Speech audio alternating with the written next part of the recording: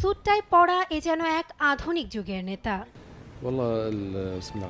একসময় ইসলামী পোশাক পরলেও এখন স্যুট টাই পরে বিশ্বের কূটনীতিকদের সঙ্গে সাক্ষাৎ করছেন সিরিয়ার নতুন নেতা আল শারা।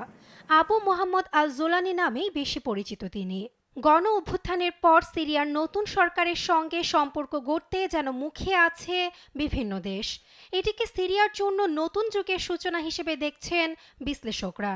এবার সেই ধারাবাহিকতায় দামেস্ক সফরে আসেন জর্ডানের পররাষ্ট্রমন্ত্রী আইমান আল সাফাদি। সোমবার আল জাজিরাকে দেয়া সাক্ষাৎকারে জর্ডানের পররাষ্ট্রমন্ত্রী জানান, দেশ পুনর্গঠন প্রক্রিয়ায় সিরিয়ার ভাইদের পাশে থাকবে জর্ডান। এ সময় স্থিতিশীল ও নিরাপদ সিরিয়া তৈরিতে অন্তর্বর্তী সরকারকে সমর্থন দিয়ে যাওয়ার আশা পুনর্ব্যক্ত করেন জর্ডানের এই শীর্ষ কূটনৈতিক। আসাদ সরকারের পতনের পর এটি প্রথম কোনো আরব দেশের শীর্ষ কূটনৈতিক পর্যায়ের বৈঠক।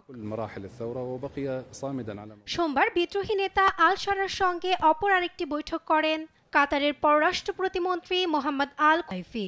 এ সময় সিরিয়ার জনগণের পাশে থাকার প্রতিশ্রুতি দেয় কাতার। বৈঠক শেষে সাংবাদিকদের সামনে আলোচনার বিষয়বস্তু নিয়ে কথা বলেন সিরিয়ার বিদ্রোহী নেতা আল শারা।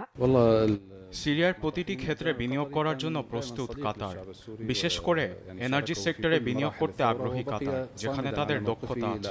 সেই সাথে বিমান ও সমুদ্র বন্দরেও বিনিয়োগে আগ্রহী দেশ। অন্যদিকে সিরিয়ার নতুন সরকারের সঙ্গে আলোচনা করেছেন তুরস্কের পররাষ্ট্র মন্ত্রণালয়ও। সোমবার তুরস্কের প্রেসিডেন্ট রিসেপ তাইপ এরদোয়ান জানান, নিকট ভবিষ্যতে কোনো অবস্থানই থাকবে না কুর্দিশ ওয়ার্কার্স পার্টির। এ সময় তাদের বিরুদ্ধে তুরস্ক অভিযান চালিয়ে যাবে বলে হুঁশিয়ারি দেন এ নেতা। আমাদের দেশ ও সিরিয়ার নিকট ভবিষ্যতে কোনো অবস্থান থাকবে না ইসলামিক স্টেট ও কুর্দিস্তান ওয়ার্কার্স পার্টির। হয় তারা নিজেরা তাদের উচ্ছেদ করবে, না হয় তাদের উচ্ছেদ করা হবে। সিরিয়ার নতুন প্রশাসন যখন দেশ ঢেলে সাজাতে ব্যস্ত, এর বিপরীতে রয়েছে উদ্বেগও। নারীর অধিকার সমুন্নত রাখার দাবিতে দেশটির কামিশলি শহরে সোমবার বিক্ষোভে নামেন হাজার হাজার নারী। এতে অংশ নেয় কুর্দি, আরব ও সিরীয় বংশোদ্ভূত নারীরা। এছাড়া উত্তরে কুর্দি নিয়ন্ত্রিত অঞ্চলে তুরস্কের সামরিক তৎপরতা বন্ধেরও দাবি জানায় আন্দোলনকারীরা। নাসরিন আক্তার, নিউজ ডেস্ক, দেশ টিভি।